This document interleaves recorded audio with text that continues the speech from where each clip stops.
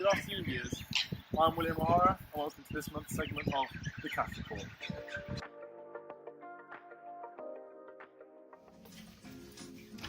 Today, we will be discussing inflation, debt, and the exchange rate. Inflation, the general increase in prices over time, determines the purchasing power of consumers as an indicator of the economy's stability. The cash rate is a strong influencer of how much debt individuals and firms accumulate, and also affects the Australian dollar and how we trade with our foreign partners. Let's take a deeper look at inflation. Good evening. I'll be discussing the reasons for our decision on the cash rate based on the current inflationary climate. Given that the current inflation rate is 1.9%, this is slightly below the target of 2 to 3% we would like to aim for. Now, the suggestion would be to decrease the interest rate and therefore stimulate growth within the economy. However, the trends have shown that GDP is at a sustainable level of 1.8% with low volatility.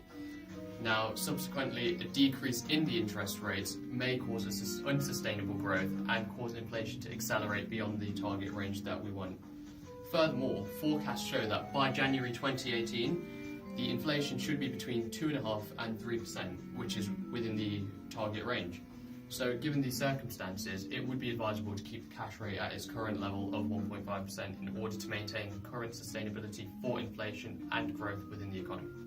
Now, going on to Stefan. Going on, we will talk about debt, analysing from a household and investor point of view. The current low rate has been installed to encourage economic recovery and stimulate investment after the global financial crisis. As a result, there has been increased interest in loans across the property market due to its profitability. Driven by the aforementioned factors, the Australian debt-to-income ratio has now reached a record level of 190%. Currently, there is a significant gap between interest-only and fully amortizing loans, and this may raise concerns about the risk the economy is facing.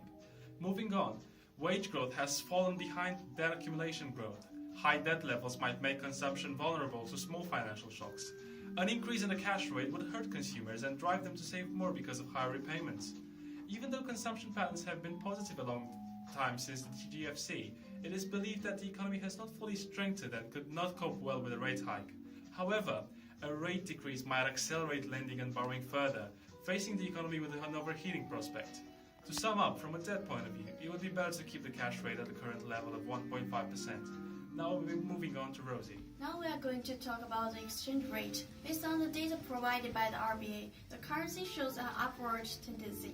Appreciation in the exchange rate will tend to make exports more expensive to foreigners, but imports cheaper to the domestic customers.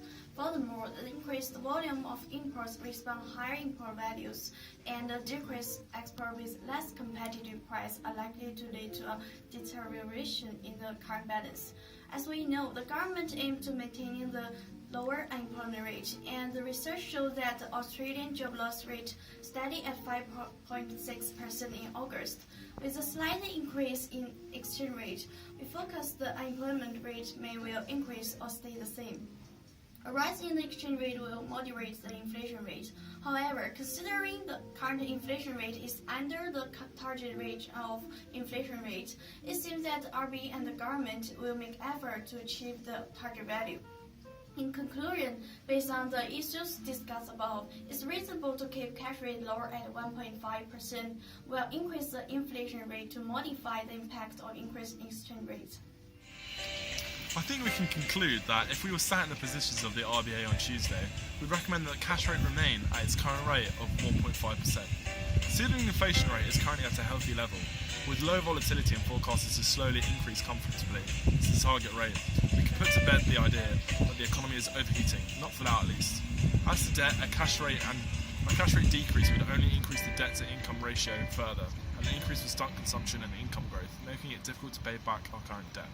Although Aussie trade is currently in a surplus, inflation is expected to rise, which will make exports more unattractive. In order to keep trade high, a lower cash rate is desirable.